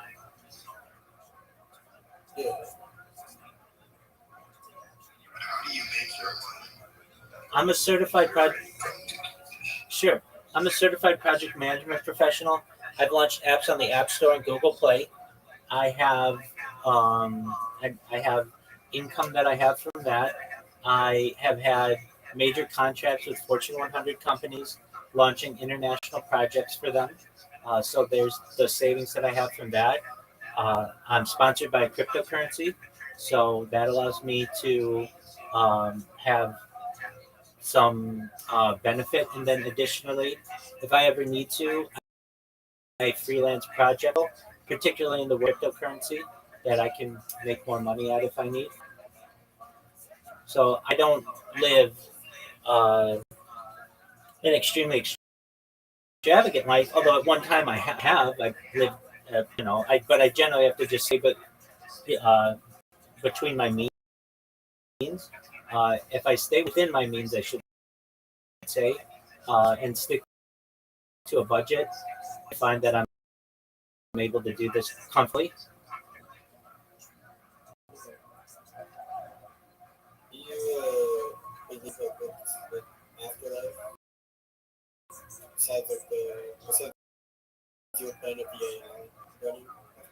Sure. So, I mean, traditionally, I believe from a religious standpoint, should we live a righteous life that we may perhaps sit at the right hand of Hashem, or the name God, basically, and learn Torah too. That's fine. Chances are, what actually happens that you die and your loses its consciousness and nothing. I don't. Basically like a hell. Maybe perhaps temporarily or something like that, as our consciousness gets to whatever state it is. But in reality, I'm a scientific person, and I think that when you die, you die. And that's why I'm doing everything I can to escape that, as every single person who has ever lived on this earth has thought about it at least once in their life. And the way to avoid that is through, well, there are multiple ways, but mind uploading is one of them. And really, that makes me not a traditional Homo sapien. I'm evolving, as are many other people on this earth, into being a transhuman. And what's a transhuman?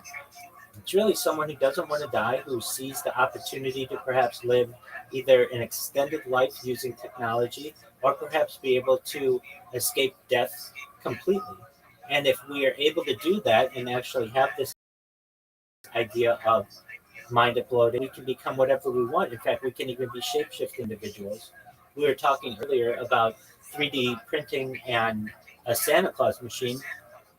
What I'm saying to you is if you wanted to, let's say you wanted to be a unicorn, like not even joking, we could print you a clone of a unicorn, having done all of the, you could be whatever you want to be.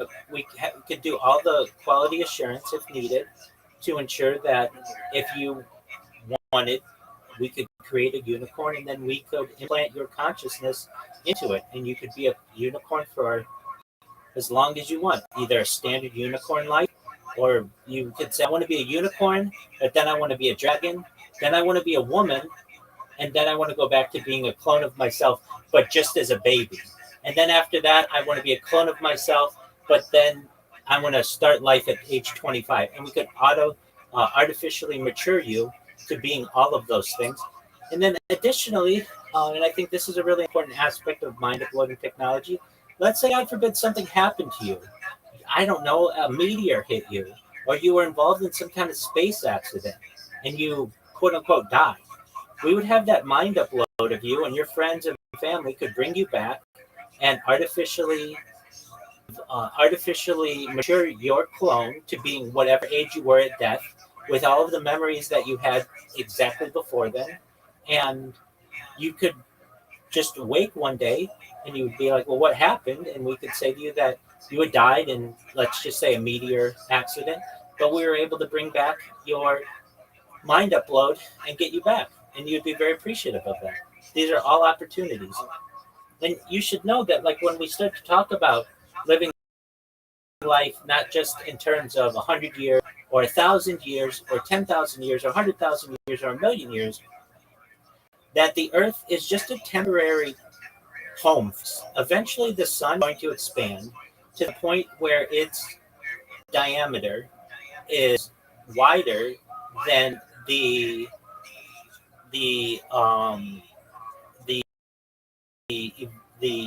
radius of our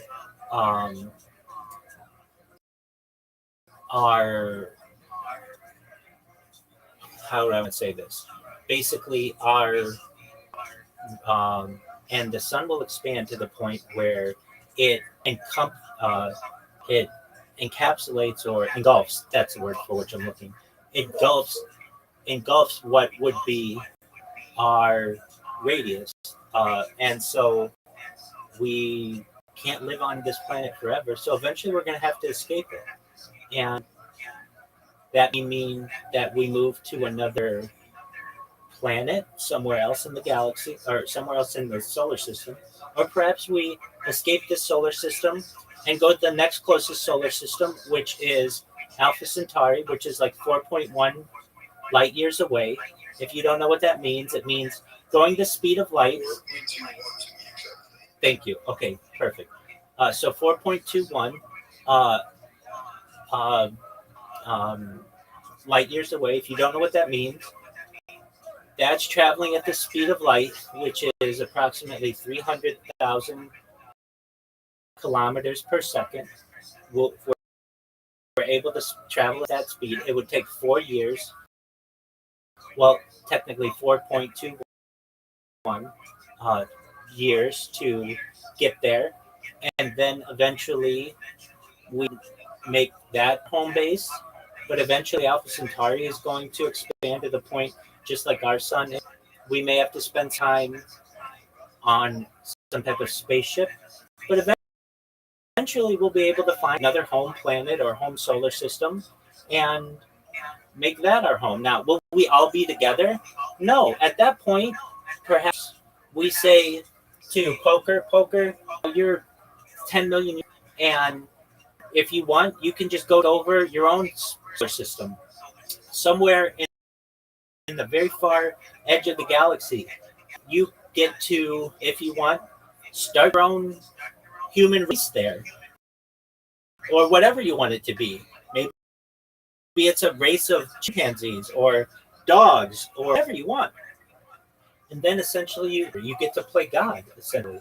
And many people think Exactly. And many people think that's what Earth is. When we talk about the Anunnaki, or we talk about Earth being seeded here, there's a lot of evidence towards that. That, I mean, just thought that we could have all started, and the Earth could have been, we're 5,785 years old, or the Earth is actually, or the universe is actually 13.2 billion years old, and there's an opportunity that within 13.2 billion years that there was an extraterrestrial race that eventually was able to escape its planet or its solar system, planet then solar system, and be able to explore the cosmos. And they saw our solar system that didn't have anything, and they seeded life here. Now, that's not just a theory. If anybody here knows who Bob Lazar is, he's a whistleblower from Area S4, which is part of Area 51, essentially. And he has said in the government documentation on which he's been briefed, that's what he read. Now, he didn't know if it was misinformation or if that was the truth. What'd you say? Oh, you're good. But essentially, we have the opportunity to do that on our own. Now, if you're like, well, what race seeded us here? Some people say it's the Zetas, which are from Zeta Reticuli, which is like 38 light years away. And they're like the little graves seen depicted in like media. But basically, that's what may have occurred. What's going on? Oh, DH7, how you living, Pam? Hey, good dog. How are you? I'm kicking ass, taking names. DH7, if I may, how did you find out about me?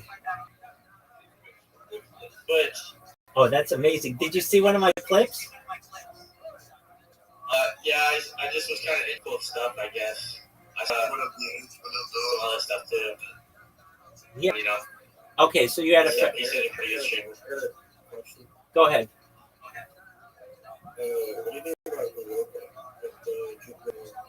Yeah, I think it's an excellent opportunity for us to be able to terraform it. As I understand, it may have liquid oceans. It may actually contain life. But yeah, it's a really great opportunity for humanity to be able to terraform it. And it's been named after Mars as one of the perhaps best opportunities for us to be able to terraform. What are your thoughts on Europa? Hey, have you ever played Barrel Trauma? I took blood in this conversation. They made a rover. They made like a rover that can drill into like the crust because the crust of Europa is approximately 17 kilometers thick, like the ice crust. Right. And so basically, it's an ocean that stretches towards the core. So basically, until the core, it's just citizens of life are all and other considering that it's the mass of life. Yo, wait, can you guys use proper pronouns for me? I forgot to say that. Yo, what do you want? Zerzem. Okay, that's cool. Thank you. What up? Rabbi. What up? So what do you think? Have you seen the game Barrel Trauma? Enlighten me. Talk to me about it. So there's a game called Barrel Trauma, and in the game, they try to populate the planet, the moon Europa. But under ice, there's a bunch of like sea monsters and shit. And so it was hard to build the civilizations because they would be traveling their submarines. My bad. You're good. Be traveling their submarines and they'd be attacked by the sea monster. What are your thoughts on that?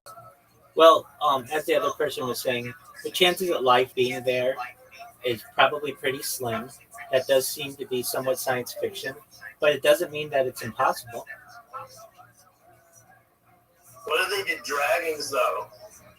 Yeah, we were just talking about how dragons could be a real thing, at least on Earth.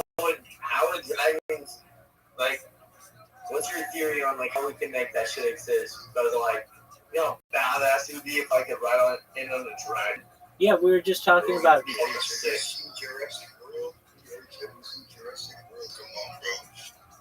Yeah, That'd be awesome, dude. So we were saying that That'd be crazy. I'd be riding the fucking Spinosaurus. there are imagine a dragon with a big old. There are multiple ways. Big old fat fatty. There are multiple ways that we could have dragons. Probably the easiest way would be to create them in a lab and then allow them to organically mature. But there are other ways that You think you could do, like, just one moment. do you Caesar, think you could do Caesar, just one moment. Like Tarzan? Yeah, so right before you came in, we were talking about how we could do that with a Santa Claus machine. A Santa Claus machine is essentially a replicator. What is a Santa Claus machine? You can look it Oh, up. sorry, my bad. You're good. You're good. It's got its own Wikipedia page. It's essentially a replicator, like something you would see in Star Trek. But basically, it's a 3D printer that instead of Kind of like you created a chance of meatballs. Sure. Instead of creating something with plastic, it can create it with any element in the periodic table. What the fuck? Yeah, absolutely. So you'd be able to create dinosaurs. That's You- fucking wild. Yes, that's true. What about what about animals made out of gold, but they're like still living? You know what I mean? 100%. Yeah. I mean, you could have them have gold. Gold. You could have them have gold. Can I bring my dead mom back? Yeah. Memories? Hold on. Let's talk about that. Shut the fuck up about your mom. So hold on. Who talked about their mom? Just hold on. Just hold on. Just hold on. Decorum. Calm down, everybody. So, in terms of bringing back people who have previously passed, that's known as revivification technology. And that's something that is a true thing. So, how is it done? There are multiple ways to be able to do it. The easiest way to do it is to get any access to your mother's DNA. Have it, but even if you don't, could use. She's cremated though. That's fine. Do you have anything that she had, like a scarf or a book that she had? If you have anything that even has an opportunity to have her DNA, we could scan that to be able to get her actual DNA. But even if we don't have that, we can reverse engineer your DNA to be able to create her DNA. So then what we do is we create a clone of her. We create a clone of her. We artificially age her. My name is Rabbi. Go ahead. All right, I have a question. Okay, go ahead. What's your opinion on the? Sorry, I'm a little intoxicated right now. That's okay. What's your opinion on the Israel-Palestine conflict right now and what's going on with them bombing each other? Sure, I want world peace. World peace? Yeah, I want world peace. I don't want anybody to die. What would be like your opinion on how they would resolve that with each other? Absolutely. We sit both sides down at a table. We live stream it. You know what? Palestine, bro, they hide in fucking hospital. What a bunch of pussies. Shut the fuck up! What up, Zoo? Dude. We sit them down at a table. We live stream it. We give them a crayon, and we have them draw any borders that they want. And then they have to stick to it for a year. And then they do it the next year, and the next year, and the next year, until eventually we have peace. Nah, fuck that. I'm not trying to go more in debt for expensive. It's fucking dog shit. Just fucking drop 2 nukes. Dude, I feel like I would end the world again. Hey, shut the fuck up, bitch.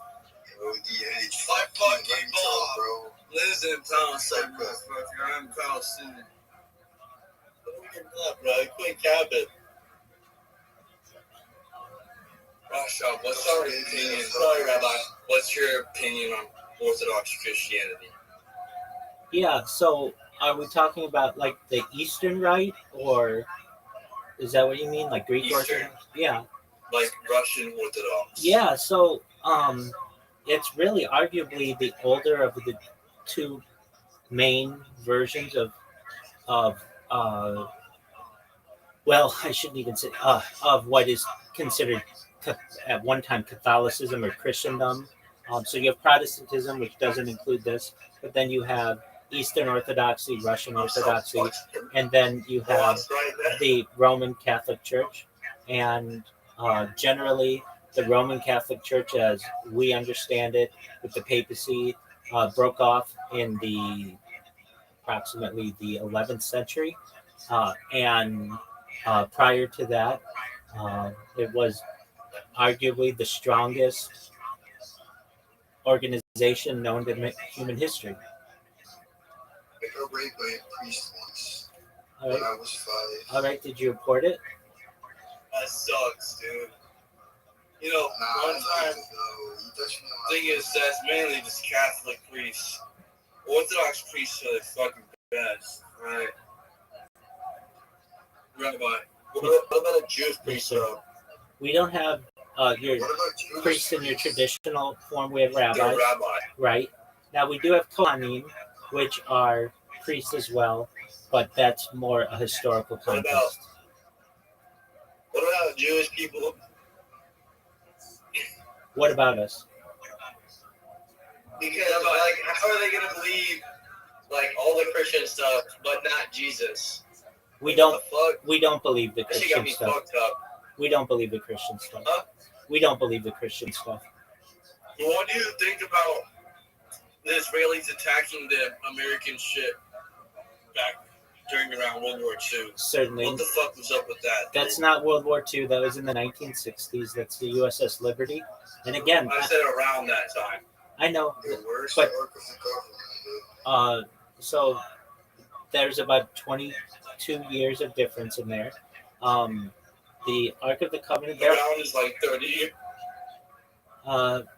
So there's an argument to be made that the Ark of the Covenant may be in Ethiopia.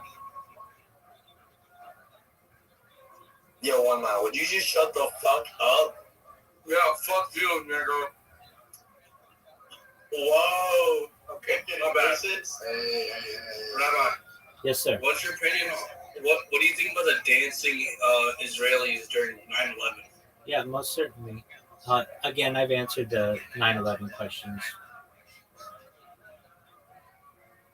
Oh, I never asked about the dancing Israelis. Yeah, no, I understand. I know all about it. I'll leave it at that. I know all about it. There were Israelis dancing during 9/11 and they were celebrating. I know all about it. Bomb them fucking hoes. Fuck them. Okay, very fun, guys. You should know more than anything of all the future topics I discuss or the religious topics that I discuss. I'm here to be a positive person. I am here to maintain an optimistic view on society, and I'm here to give people hope. So if there's anything you ever need from me, I'm here. To the best of my ability, I will be. But for now, I have to use the restroom. So in the meantime, I'm going to turn on these Jewish history lectures, and then we're going to watch Kill Tony in about 17 minutes. So if you want to stay for that, feel free to enjoy. Kill Tony is the largest. Is the largest. I gotta go. My wife has to beat me. Okay, enjoy it. Damn. Come back whenever you'd like. Thank you for being here, guys. My girl used to know me, and then we broke up. You know. Yo, Rabbi. What up, pimp? We also see the relationship with rebels themselves. We see that what should I do about getting women? Because, like, I got no game, man. Yeah, you don't. I've been trying really hard lately. Okay. Get bitches. All right. The first thing is forcing your pronouns on people. Nobody cares about that. They care about you. Okay, so if you want to get girls, do you know what the seduction community is? No, what's that? All right. Go on Reddit. It's a subreddit. It's r/seduction, and it'll teach you all about male improvement, care of yourself, red pilling. It'll teach you how. It'll teach you game.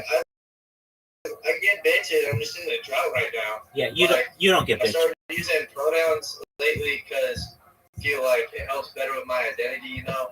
Look, that's fine. Like, just ever since then, I've been in the drought, you know. Absolutely, that's fine.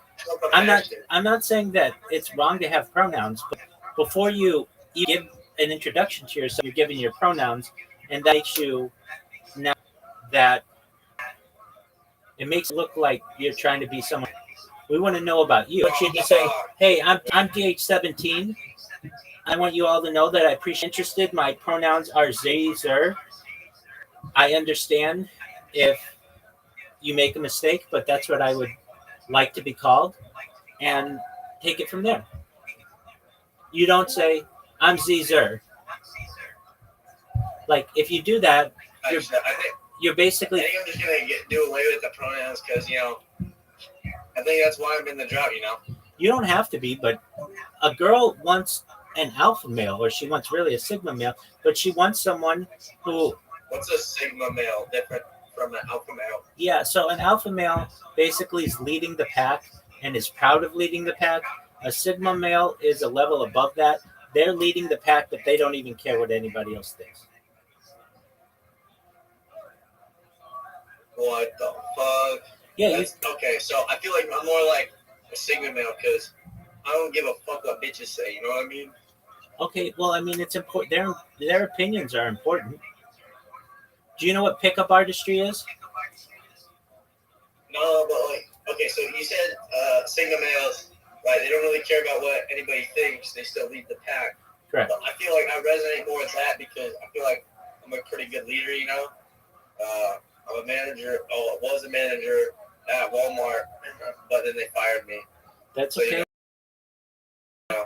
That's a good job.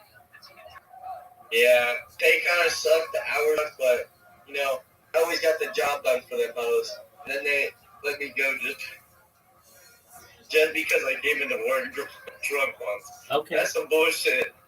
Did they breathalyze you? All right. Well, in the meantime, if you want the first step of pickup artistry, read the book The Game by Neil Strauss. The Game by Neil Strauss. What about the Andrew Tate method about just getting banned? You do whatever makes you happy. I'm just telling you how it's done traditionally in the pickup artist world. All right, as I said previously, I just kind of. I've got to go to the bathroom. That's my bad. Sorry. You're good, my friend.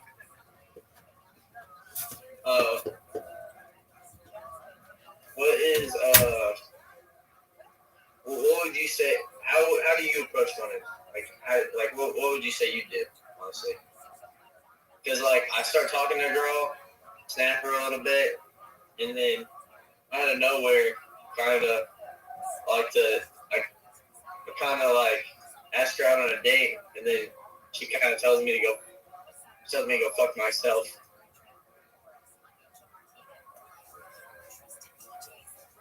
And I don't really appreciate that, man. That just makes me sad. So I'm a sweet guy, Are you still there, Rabbi?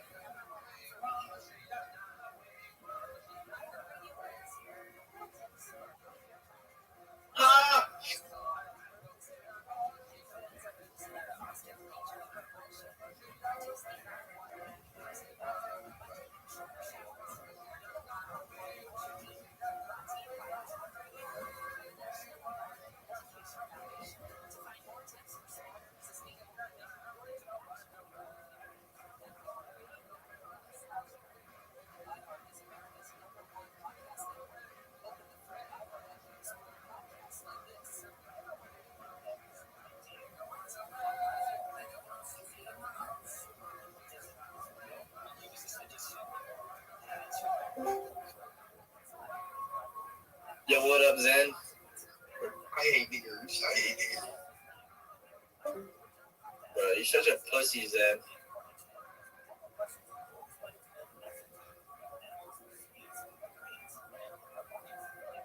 Yo,